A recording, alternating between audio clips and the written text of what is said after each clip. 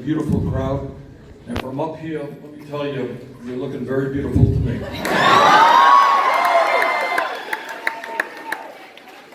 We have the most important midterm election in the modern history of this country coming in 2 weeks. Yep.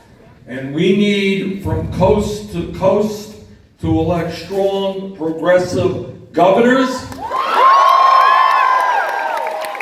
I know that in the next 2 weeks, each of you is going to do everything you can to make sure that David Garcia is the next governor of Arizona.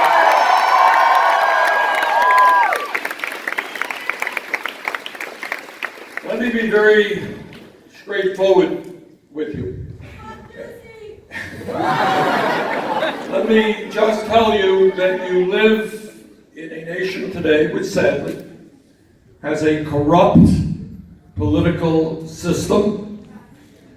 It is a nation which has more income and wealth inequality than almost any other major country on earth. And the only antidote to taking on billionaires who buy elections, because as we speak right now, you got a handful of billionaires, people like the Koch brothers and others. They are spending hundreds of millions of dollars trying to get candidates elected who will represent their interests, the interests of the wealthy and the powerful. So when you turn on a TV tonight, you see some ugly 30-second ad, try to figure out who is paying for that ad and why. And the people who are paying for that ad could care less about the environment, could care less about human rights. They want tax breaks for billionaires, and that is why they pay for those ads. And the only antidote I know is to how you take on wealthy and powerful and greedy people who care only about their own interest. The only way I know is when people organize at the grassroots level and stand up and fight back.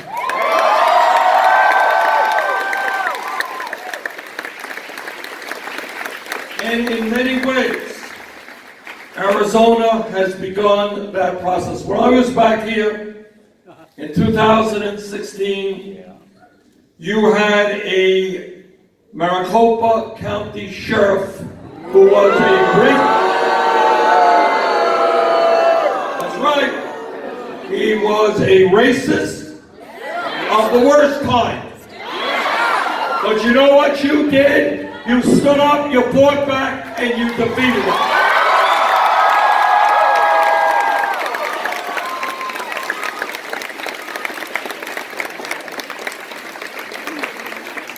2016, and I remember this very well.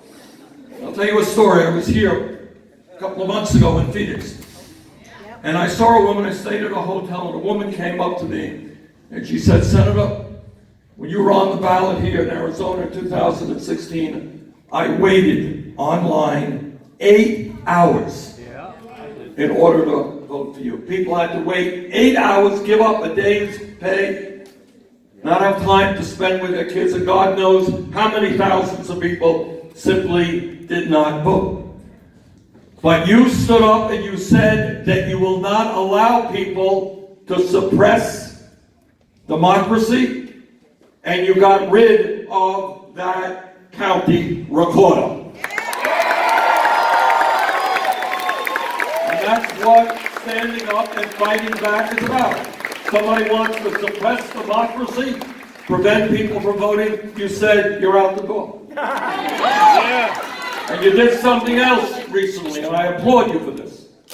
You stood up and said that if somebody in Arizona works 40 hours a week, that person should not be forced to live in abysmal poverty. And with groups like Lucha leading the way, you raised the minimum wage. That's what happens when people stand together and fight back. Now here we are, 2 weeks before an election. Let me give you a brief analysis of American politics today.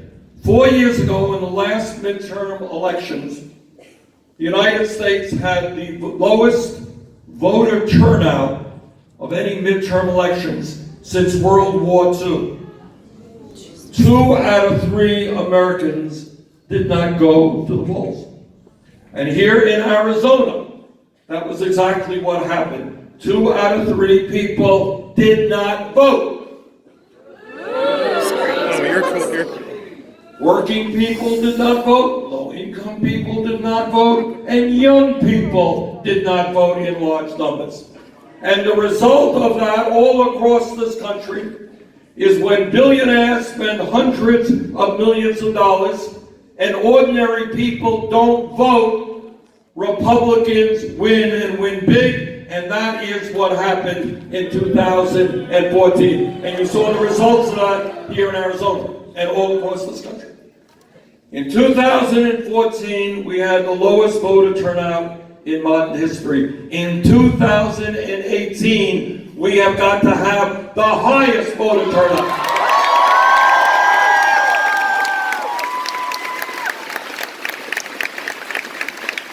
I'm delighted that all of you are here, and I know that you're going to vote or have already voted for David.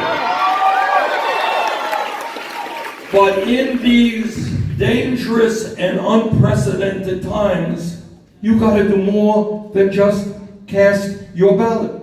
You know what you got to do? You got to go and get your friends and your family and your co-workers and get them to vote as well. We've got about 1,000 people here tonight. That's a great turnout. If each of you can bring out 3 additional people, that 1,000 votes for David suddenly becomes 4,000 votes. Let's do that.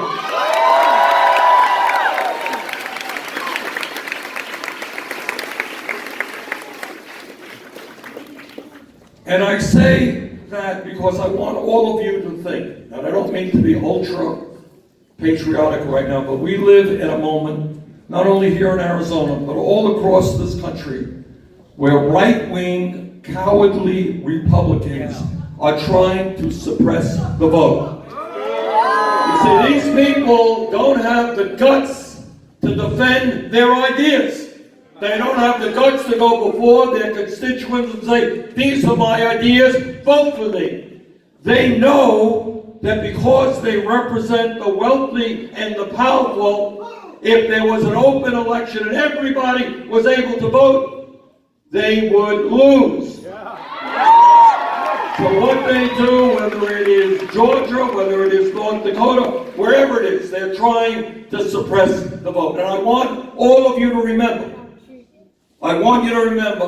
the men and women throughout the history of the United States who have put their lives on the line to defend democracy. So when you talk to a friend and a friend says, well, I'm kind of busy, I got other things to do, it doesn't matter. You remind them of those people who died for America's way of life.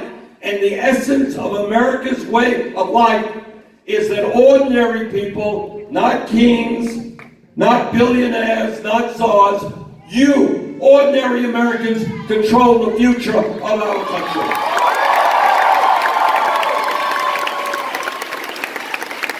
And that means we have got to get out and vote. And I'll just remind you of this. In this country today, younger people vote historically in substantially lower numbers than does the general population. If we accomplish nothing more in this campaign than that people under 30 voted at the same percentage as people over 30, we would transform Arizona and transform America. Let's do it.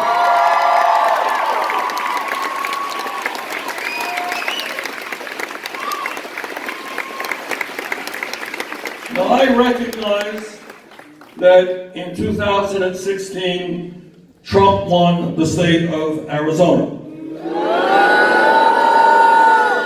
But I think that many people in Arizona who voted for Trump did not know then what they know now, and that is that Trump is a pathological liar, and that you can never believe anything that he says.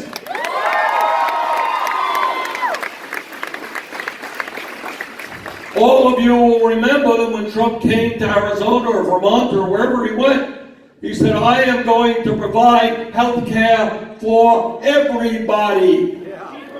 That is what he said, but he lied. Because as president, what he did is help lead the effort to repeal the Affordable Care Act, which would have thrown 32 million Americans off of the health care that they had. And if it wasn't for the vote of your late Senator John McCain, that is what would have happened.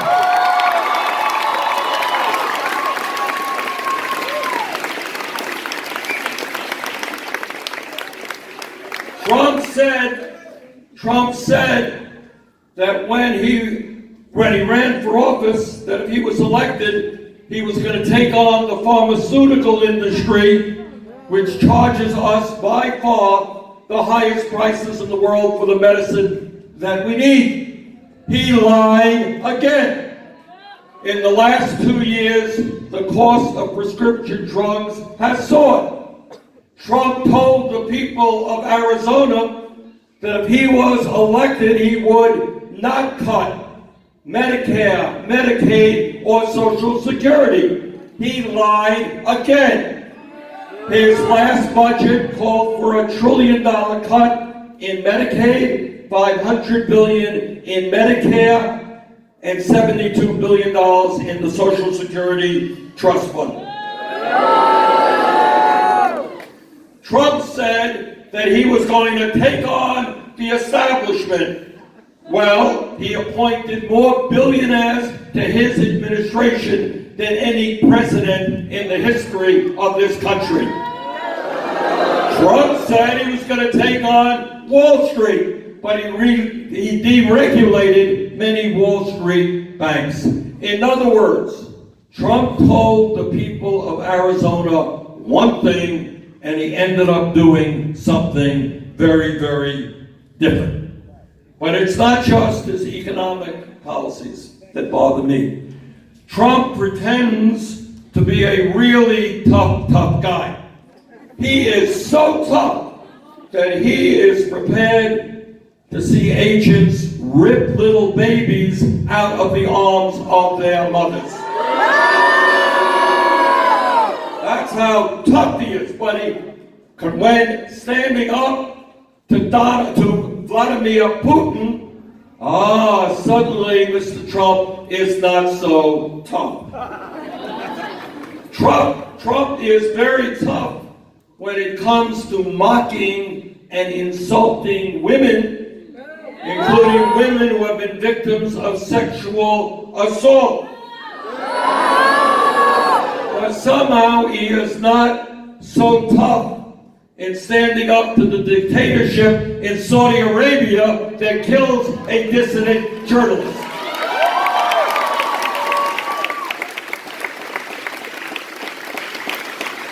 And frankly, I am a little bit tired, and I think you are as well, of having a president of the United States making insults against our democratic allies all over the world, but then coddling and befriending dictators from one end of this world to the other.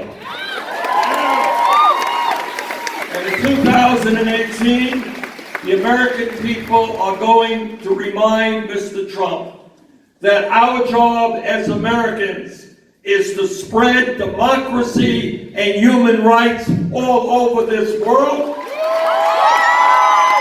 and not coddle dictators and tyrants and murderers.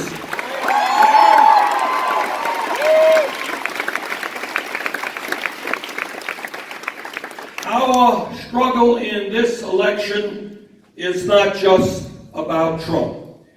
It's not just about taking on the most dangerous and dishonest president in American history. Our job is to bring forth a vision for the future of Arizona and the future of America, a vision that works for all of us, not just the few.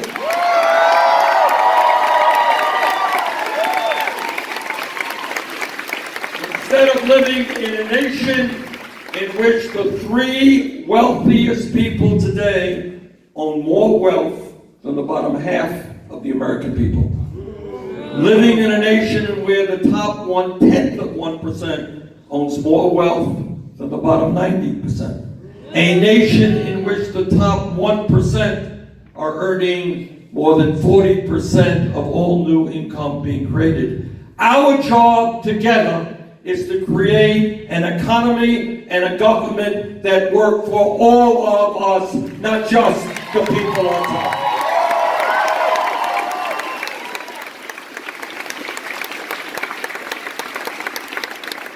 And I want to take this opportunity to thank all of the people in Arizona who supported my 2016 candidacy.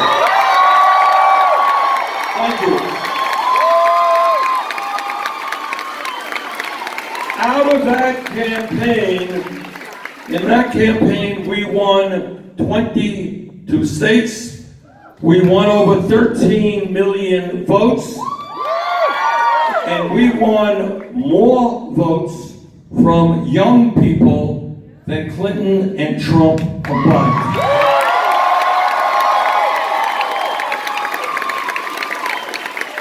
And because of that support here in Arizona and around the country, ideas that we campaigned on that just 3 years ago seemed to be radical and extreme are now part of mainstream conversation and in fact are being supported by candidates all across America.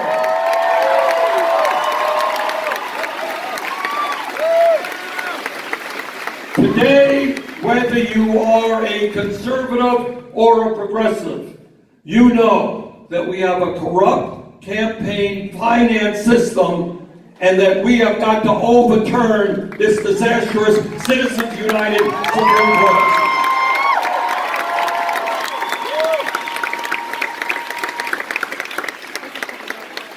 You know that we have got to raise the minimum wage to at least $15 an hour, and that we need pay equity for women. It is not acceptable that women today earn 80 cents on the dollar compared to men.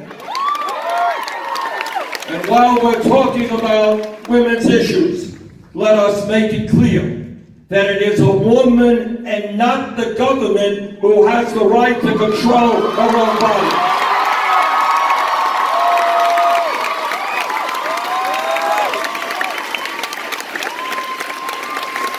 Now, 3 years ago, I made a statement that at that point seemed radical, ain't radical today. And that statement is that health care is a right, not a privilege. Now, today in America, we have 30 million people who have no health insurance. We have even more people who are underinsured. We pay the highest prices in the world for prescription drugs, such that 1 out of 5 Americans can't even afford the medicine their doctors prescribe. And at the end of all of that, and you got to know this, we end up spending almost twice as much per person on health care as do the people of any other nation. We are wasting hundreds of billions of dollars a year on bureaucracy and on billing. And that is why, just today, another poll came out showing that 70% of the American people now support a Medicare for all citizens.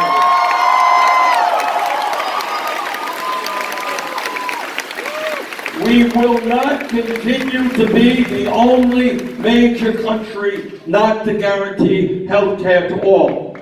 And I want all of you to know that when you get sick, you go to the doctor when you need to go.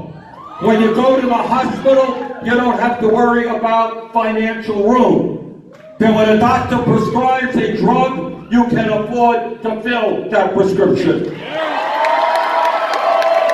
This is not a radical idea. It is an idea now supported by 70% of the American people. And together we're going to take on the drug companies and the insurance companies and remind them that the function of health care is to provide quality care to all, not to make billions in profits for insurance companies and drug companies.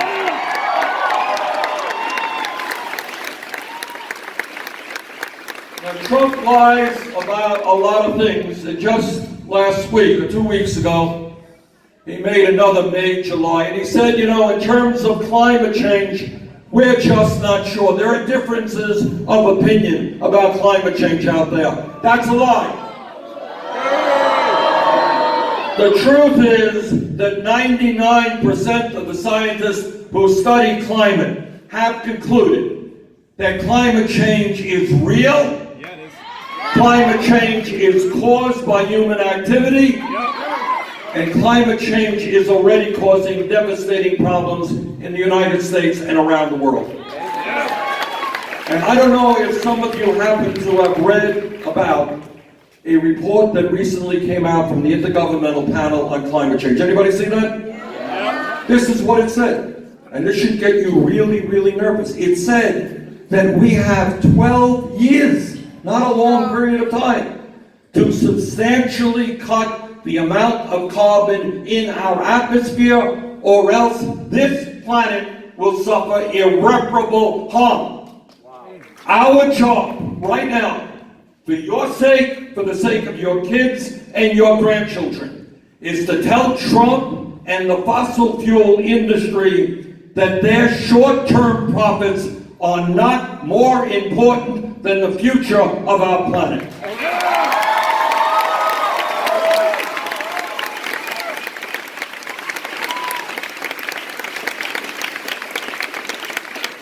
And we're making some progress, not enough, some progress on the issue of criminal justice. Because we have today a criminal justice system that is not only broken, it is a racist system. And more Americans understand, among other things, that the so-called war on drugs has been an abysmal failure. Too many people have seen their lives negatively impacted by arrest records for possession of marijuana. We have an absurd situation in Washington where, if you can believe it, under the Federal Controlled Substance Act, marijuana is at the same level as is heroin. And all over this country, and I guess you came pretty close recently, but all over this country, states are going forward either decriminalizing the possession of marijuana or making it legal. Let's do that.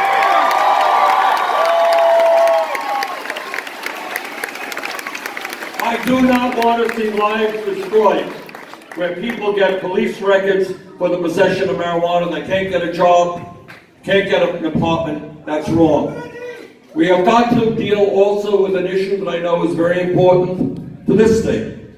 And that is, we have got to stand up to Trump's attacks against the immigrant community.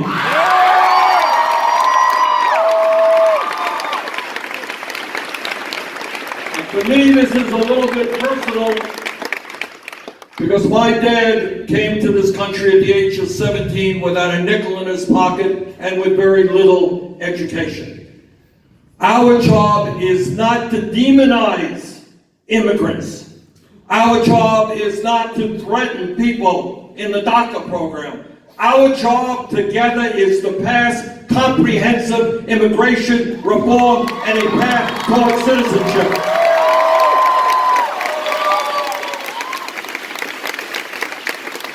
Now, I strongly disagree with Trump on his economic policies, on his disrespect for science, on his views on immigration. But I'll tell you what gets to be even deeper, and that is the following.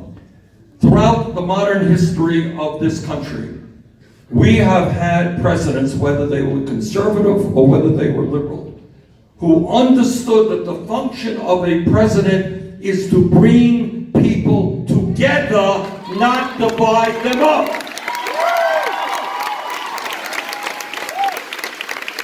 Now, everybody in this room knows the history of the United States and the wonderful and great things that we have done, but the not so great things that have happened in our country. You are all aware of the abominations committed against the Native American people by the settlers. You all know that? Yes. You know the horrors of slavery and racism and segregation. You know that 100 years ago today, women did not have the right to vote. They were second-class citizens. You know that our gay brothers and sisters had to hide their sexuality. You know that throughout America, there were all kinds of discriminatory actions against Asians, against Italians, Catholics, Irish, Jews, you name it. That's the bad news. But the good news that we should be very proud of is that during all of that time, with all of that racism and sexism and homophobia, during all of that time, there were good people who stood up, often a great personal sacrifice, who said that we will not tolerate racism in America, that we will not tolerate sexism in America, that we will not tolerate religious bigotry, that we will not tolerate homophobia. And many of these people stood up. Some of them went to jail, some of them were killed. But they stood up for what America is supposed to be about. And that is a nation that treats all people with respect. Yeah. And now for the first time, we have a president who is trying to divide us up, trying to say that we should worry about somebody because the color of their skin may be dark, or maybe they came from another country, or maybe they are Muslim, or maybe there's some other religion. We're supposed to hate them. No. And what we say to Trump is that this country has struggled for too many years with discrimination. We are not going backwards, we are going forwards. We're going to bring our people together.